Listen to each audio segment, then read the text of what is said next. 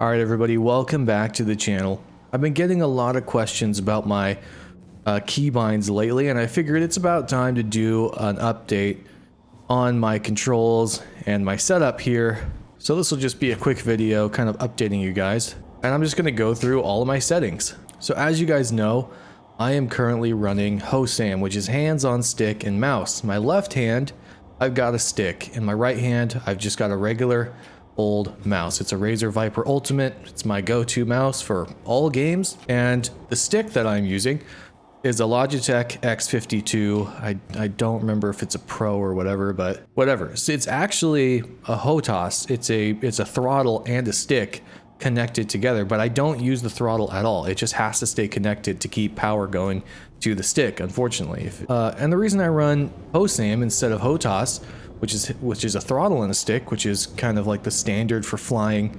simulators, is because I feel like the stick, with the omnidirectional throttle basically, is much more suited for space flight, which, as you can see, like, we go in all directions. We're not just flying straight, we're hovering. It's like we're like a mix between a helicopter and a plane, right? So it helps a lot to be able to. But the main reason that I choose to run HOSAM is because I feel much better having roll on one of the main axes of my controls rather than having roll be on, you know, a little a hat or twist or something weird. Let's get into it. I'm here by the station here, so we get a good reference point for movement. So the first thing is forward and back, obviously, and that's really nice with the stick. I push forward on the stick to go forward. Wow, someone just spawned a carrot there and almost lagged me out. That's a sick carrot paint, actually. And to go backwards, I just pull back on the stick, you know? Very intuitive, forward and back. It's really nice that way. And then if I want to go side to side, I have that to my twist axis. So I twist to the right and I twist to the left. And then on my X axis, I have roll. So if I push the stick to the right or left, I roll in that direction, which is really intuitive to me. And then the next thing, up and down, I have bound to these two triggers. What would normally be your fire controls in a stick setup like this, there are two triggers, one on the top, which lets me go up, and one on the bottom of the stick, which lets me go down, which are operated by my index and pinky finger. And then I've got my mouse kind of like it is in default, bound to this my pitch and yaw. My yaw being this, and my pitch being this. So I move my mouse, you can see my V-joy there. Put it up here in the dark so you can see it. I'm just moving my mouse in a circle and it moves exactly like that. So it's super intuitive. I will put pictures of my keybinds in the Discord, in the Star Citizen Discord, or a separate channel or something. So link in the description, go to the Discord and look at the pictures in there. It's kind of just the easiest way for me to show you guys that. Okay, so that's my movement. Now for the more complicated issues of all the other controls. All right, so hopefully you guys can see this all right. Never recorded a video with my phone before, so see how this goes. All right, let's go through this as quickly as possible. So we already know my movement. I'm gonna go through the stick top to bottom. The first thing we need to know is this hat right here.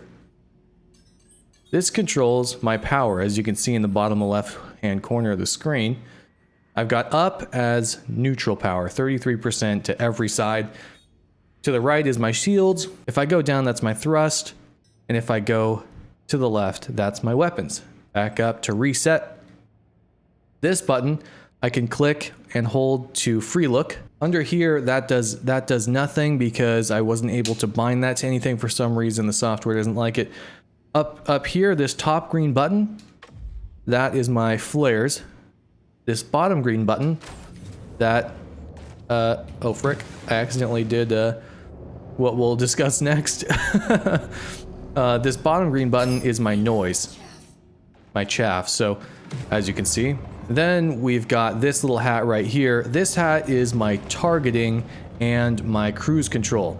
So if I take this hat and pull down on it, I'm initiating cruise control, as you can see on my limiter there. And then I have my targeting, which is my up, left, and right. If I press left on this hat, it targets the nearest ship. If I press up, it releases the target. If I press right on it, I can target whatever ship I'm looking at. Up to release. So that's the way I find it the most intuitive for targeting. Those 3 settings is pretty much all I'm gonna need. And then you've got your advanced keyboard settings for targeting specific components and all that stuff. So okay, then we have these buttons down here.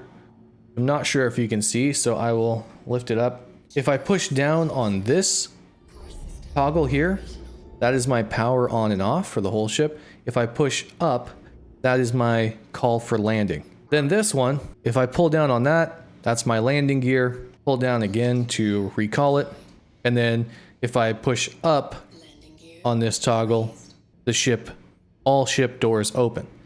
The middle toggle, I don't remember what is there, something I never use. So that's that. And then we come to the mouse. So the mouse, Razer Viper Ultimate, it's pretty dirty. I've had it for a very long time. What I've got this set to is this.